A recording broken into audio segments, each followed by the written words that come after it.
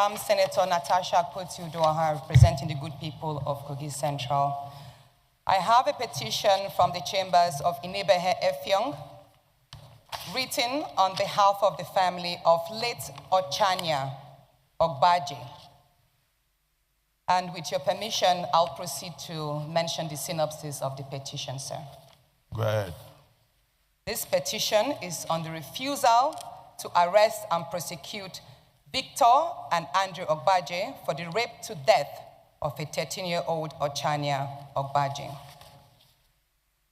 Miss Ochanya was sent to live with her maternal aunt, Felicia Ogbuja, at the age of 5 in the pursuit of better education. But unfortunately, her uncle, who is the husband to her maternal aunt, named Andrew Ogbuja, and his son, Victor Ogbuja, took turns to rape her from the age of 6 to 13, where she died.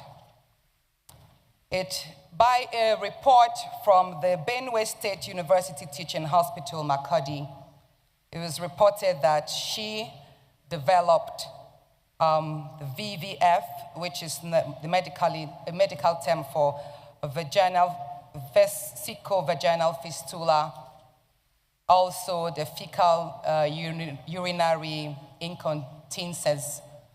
And this was basically because she was raped from her vagina and anus daily. And in a video which was made... You have made the point. Yes, sir. So that we can continue. Of course, sir. Because all the details are horrifying. We'll proceed to lay the petition. All right, sir. So that we can refer it to the committee that will do a thorough job. Of course. So the family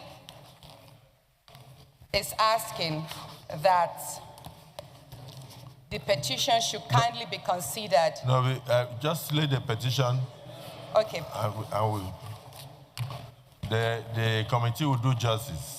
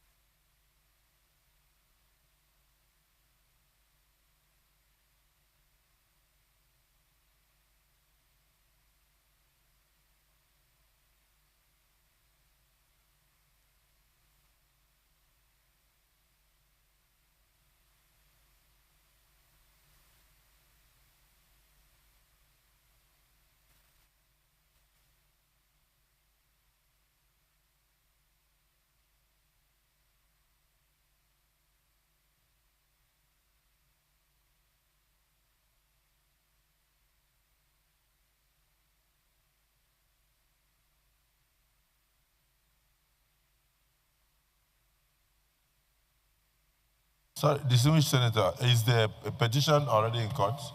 No. It was taken to the High Court, but it was dismissed.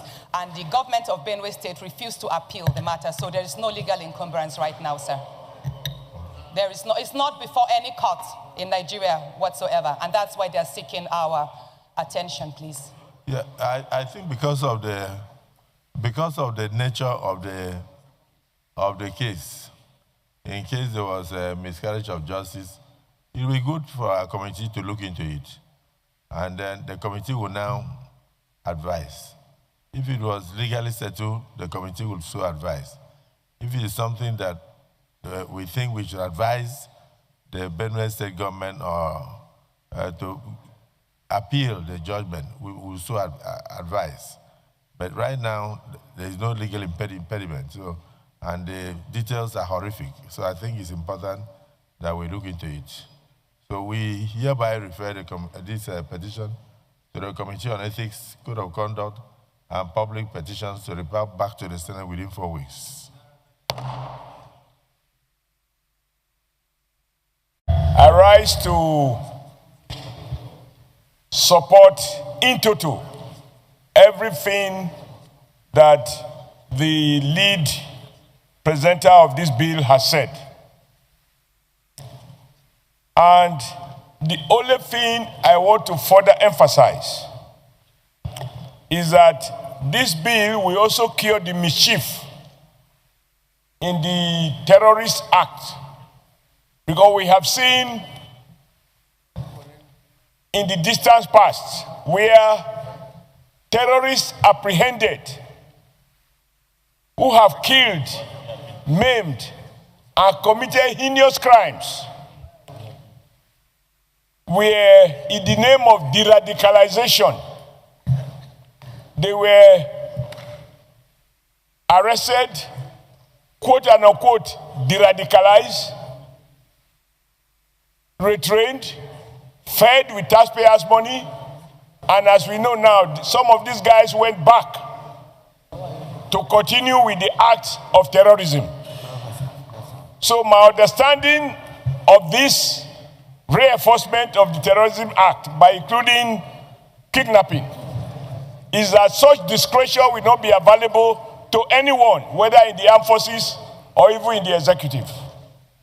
Because we can't spend so much money, expend so much energy to apprehend very dangerous people who have killed, maimed, buried children alive, and in the air where they are apprehended, somebody come from somewhere and say, look, we need to use all sorts of jargons to justify why these guys should not face the wrath of the law, which is to face trial and if convicted, sentenced to death. Until people begin to see those who have killed, even in the Bible and the Holy Quran, he who kills has no right to life.